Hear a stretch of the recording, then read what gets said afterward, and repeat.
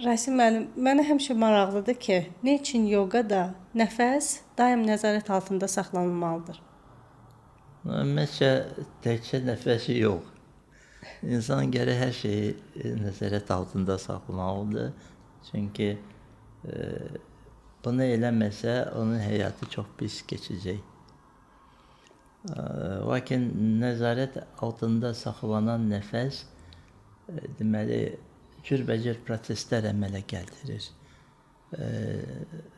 İnsanın deməli orqanizmdə 128 dənə deməli nəfəs üsulu var yoqada. Ondan bir 10'unu yoqlar işlədirlər.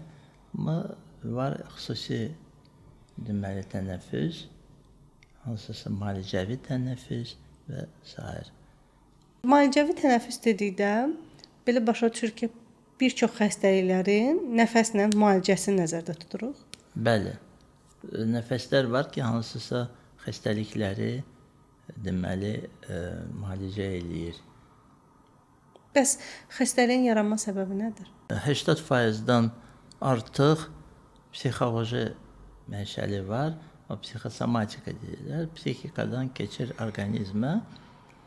Qalan faizi o ola bilər ki, zədə və ayrı bir mənşəli mikrobsa. Lakin insanın psixikası çox yüksək səviyyədə olanda deməli o mikrob immun sistemi çox yüksəkdir və o mikrob heç nə elə bilmir.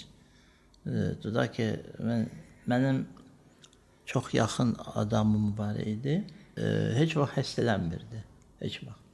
Даже qrip xəstəliyi onda necə keçirdi? Yanırdı möhkəm. Səhərsi dururdu ki, elə bil heç nə olmayıb. Yatırdı, səhərsi dururdu. Onun immuniteti çox yüksək səviyyədə idi. Düzdür, o yoga ilə məşğul olmurdu.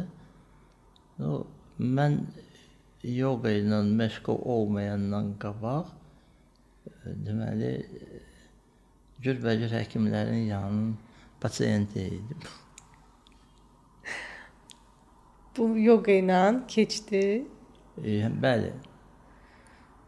1967-ci ildə mən başladım yoga ilə məşğul olmağa. Onda 16 yaşım var. Təsadüf olaraq əlimə 1910-cu ilin kitabı düşdü.